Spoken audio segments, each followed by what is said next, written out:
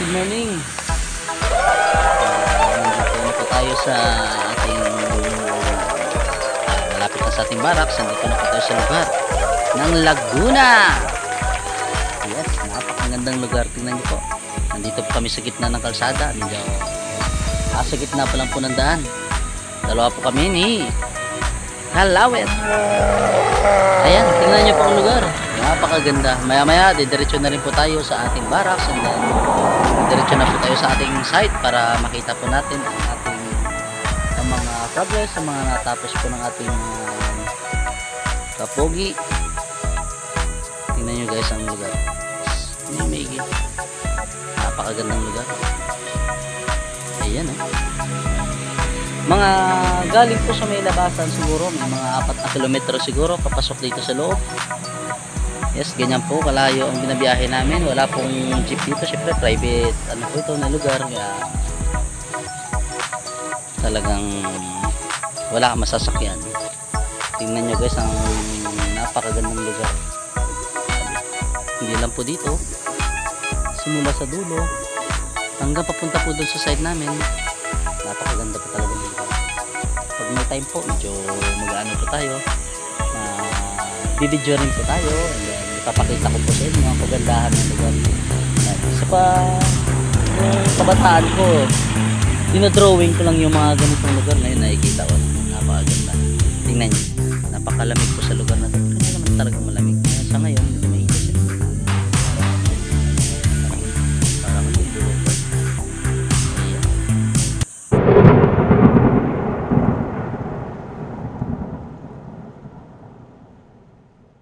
Okay, Pisto. Tayo ay manalangin. Okay, manalangin tayo. Ng Ama, ng Anak, ng Espiritu Santo. Amen. Magandang umaga po sa iyo. Muli po kami nagpapasalamat. Binigyan mo po kami ng mga gandang pangatawan at lakas ng katawan. Sana po ilayo mo po kami sa anumang uri ng disgrasya. Sana po bigyan mo rin kami ng isip na para magampanan namin ang aming kanya-kanyang gawain. Lalo na po yung aming purman.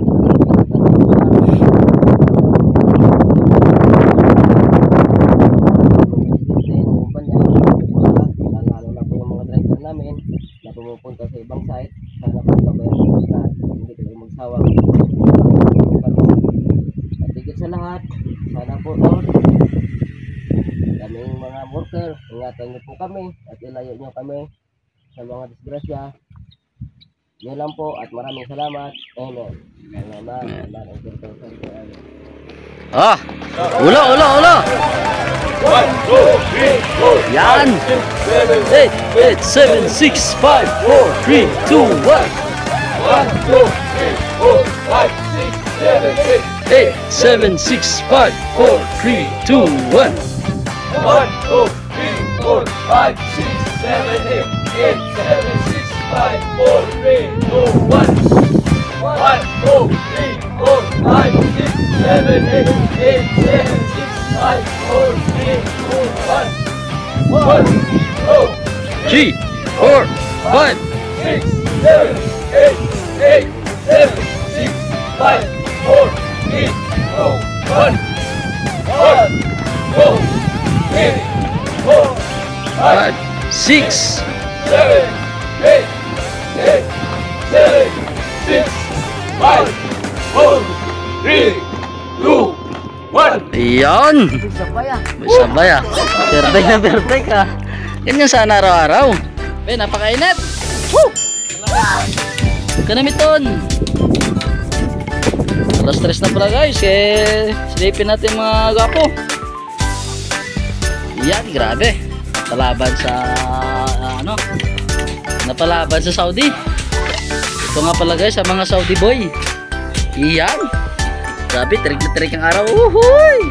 Hirap po niya pangabuhi. Ito pala guys ay pinupunasan namin ng lacquer thinner. Ayan. Kung basa, nalagyan namin lacquer thinner tapos pinupunasan na para matanggal yung mga grasa. Saka namin siya epoxy primer. Kasi pag nirekta mo siya na epoxy primer, kahit epoxy primer pa, red oxide yan. Kaya kung ano pang metal primer yan, pag hindi mo pinunasan yan, ay sigurado yan, magbabakbak yan. Sayang lang ang pagod, oras, at saka ano natin yan. materyales, sayang ang pera. Teka lang, ayusin natin ang gawa natin. Kaya silipin natin ang mga mandirigma. Kamusta ang pangabuhi dyan? Anong masasabi nyo? Yan. Yes. Ano sinasabi nila na mababantot reconstruction? Nakakita ko si Hotel nung nakaraan eh. Kasinungalingan yun.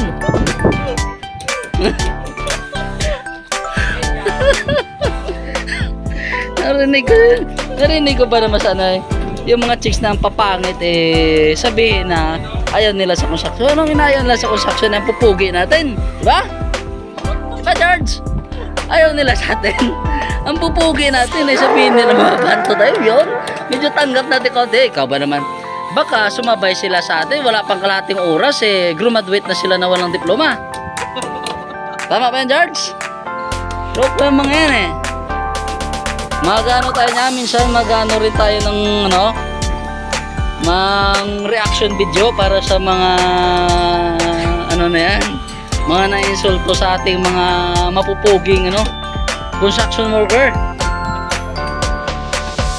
Baka pag nakita nila tayo eh matulala yung mga yan. Tama ba yan, George?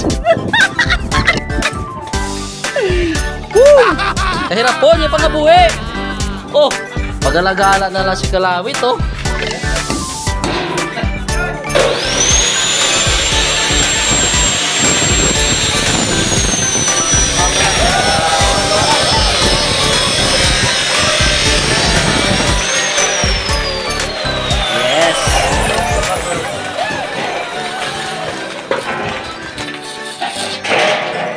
Ops, konting katanungan lang para sa mga manonood natin. Tama ba yung ginagawa mo? Tama to. Iyon. Tama ba yan? Pang ibang bansa pala to guys. Pang ano to? Hindi ba pang Saudi yan? Okay, pang Guam to. Pang Guam na. Ayan, tingnan natin. Ayan. Ito nga pala guys ay mag-asawa. Dudublente yan. Yes, tapos pagkasalpak natin yan doon, diretso suporta na tayo sa mga gilid. Maglalatag na tayo ng purlins. Sa loob na isang linggo may kalalagyan to. Tama ba yan, Busangel? Ayan. Konting katanungan lang. May nakita kasi ako sa YouTube at saka sa Facebook na nilalait-lait lang tayo mga construction worker. Ayaw lang nila sa atin kasi babantot na tayo. Tapos hindi raw naliligo. Totoo ba yun? Baka, mapapakita mo yung baby face. Iya. Okay, gagawa tayo ng mga reaction video para doon. Paglalaanan natin ng oras yung yan. Nilalait-lait na tayo. Hindi nila alam. Kung walang construction, wala silang bahay. Diba? Tama? Tama. Walang mga kalsada, walang mga gusali, wala sana silang pinapasukan. Baka nasa bundok pa rin sila. Tama ba yan? Tama yun. Ayun. Dapat natin ipaglaban. Oh, yan. Kami mga construction worker, kami yung mga matitibay na mga tao. Lumakay, sino ba naman sumabay sa amin, baka madurog sila. Sumabay sila dito kay Joden, baka umiyak sila. Baka lating araw lang sila sa initan, umiyak na yung mga yan. Umuwi sila at graduate na walang diploma. Tama ba yun, to? Para din ako sagot, para sa kaya daw sa mababantot yung mga construction. Atay si Gotoy. Wala guys, si Binyok. Nyok! Isang kaway mo na, Nyok. Ayan, magbe-break time na po, kaya ayan. Kailangan, Nyok, bago mo break time, Nyok, ay magandang ano na yan, yung ano na, plastering po siya, yung makalat po yung ano niya. Kasi hindi ka nagsapin, Nyok. Basta mga hulog-hulog natin, yan natin ha. Okay. Ito po ang ating halo. Ikot na naman po tayo, ikutin po natin sila. Kasi ayayin na po natin sila mag-break time. Yes, medyo marumi pa po ang ating ikot.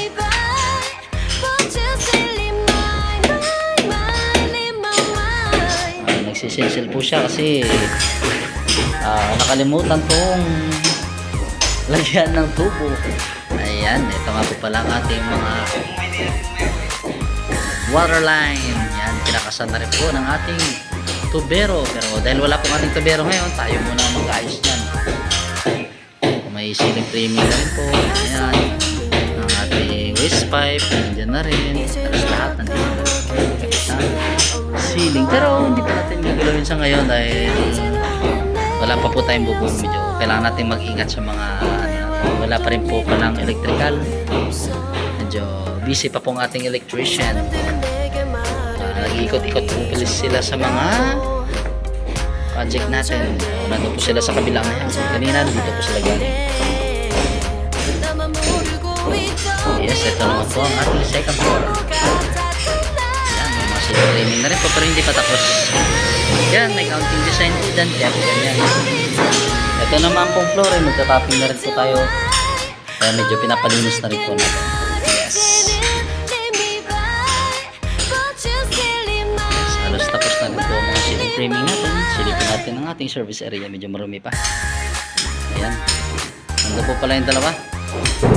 Ayun, sila po ang taga-hold. Nagawa sila ng butas ng design. Yes, akitin natin.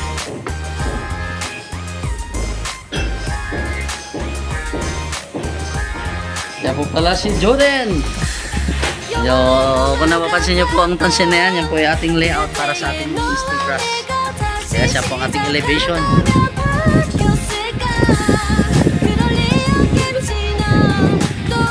Silipin natin yung mga mandirigma. Ano, buhay ba? Laki diferensya? Okay, baliit lang yun. Okay, nandito naman po tayo sa ating balcony. Yes. Ayan.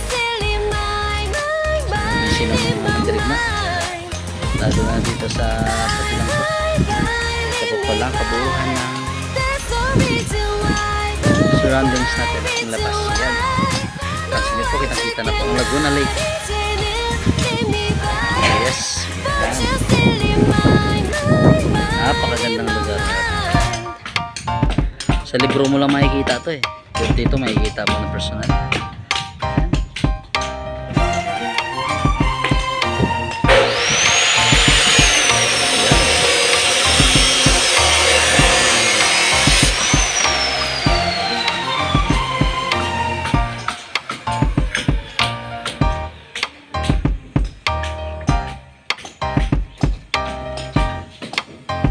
Yes. Ano nga pala guys ang ating update sa ating binary project. Yes. Naglalatag na po kami ng steel truss. Nag-scaffolding naman si Kalawet. Ayan, kung napansin niyo po yun guys, medyo mayaka po natin yan para sa ating tubular.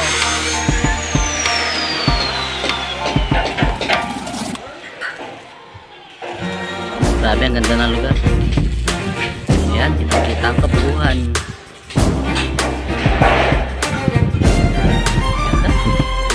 Kita yung mga bundok. Ayan.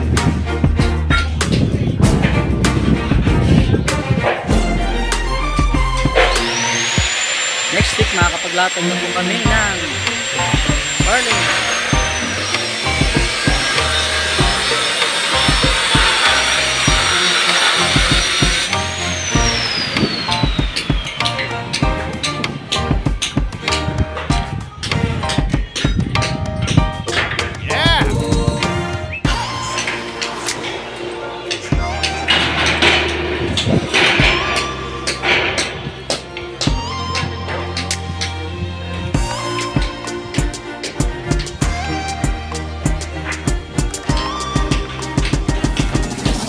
Napakaganda ng lugar.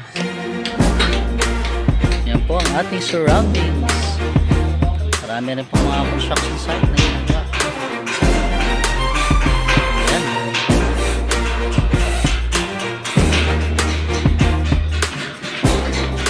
May gumagawa na rin po ng mga glitch para sa ating mga stopper. Then may mga layout na rin po tayo. Ayan, papansin niyo po, may mga layout po tayo.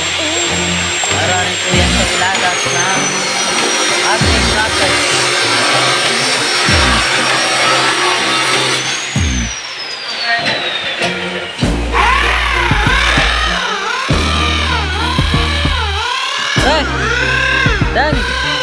banta din, oh.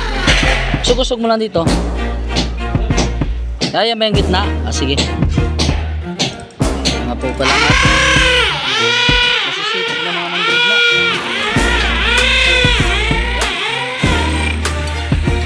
Yan na po. Nalagyan po na mga group. Mga hole, mga gilid na ano natin.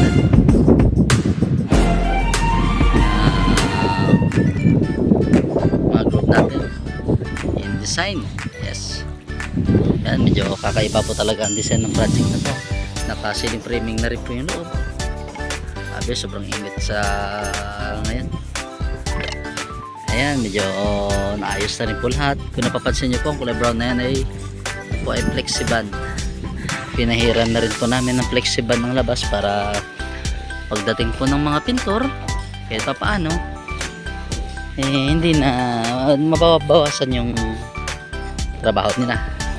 Natin mga katsbase natin paikot. Yan, kung titignan nyo pong maigi, ano na rin po, may design rin po yan. Ayan, kung pansinin nyo po yan, may mga rectangular na rin po siya na mga ano, panel. Ayan, tapos may ano na rin siya, may mga butas-butas na rin para po siyang sa mga SM na kinakabit sa mga labas. Ayan, kaso nga lang ito po ay concrete. Hindi pa rin po namin tinatanggal ang ating mga scaffolding kasi para may tungtungan pa rin po yung mga pintor pagdating po ng oras. And then may ilalagay pa po tayong design dyan. May mga breast block po yan. Yung breast block po isang klase ng CHB na may iba't ibang design. Medyo maselan po ang pagkabit nun kasi kailangan maayos talaga yung papatungan. Hindi katulad sa SB, talagang may bakal yung SB at saka may pundasyon. Yan, ayun na rin po yung dalawa, si George at saka si Happy, may diskarte sa labas. Ano, George? Yan, ayusin nyo yung ano natin, yung safety belt nyo, i-ano nyo ng maayos, ha, kapit yung maayos. Yan, tinapa-safety belt po natin sila kasi napaka-importante po. Hirap na po madisgrasya kung mainit ang panahon. Ayan, ito po yung ating left side. Doon po tayo galing kanya sa right side, yung papunta po tayo sa harap. Tapos na rin po ang ceiling framing ng mga kwarto. Halos tapos na rin po lahat. Yun, nagro-roof framing na po kami. Papakita ko po sa inyo mamaya kung paano nila dinidiscard yan. Ayan, nagalaw na rin po pala nila ang ating bakod. Plasteran na rin po nila.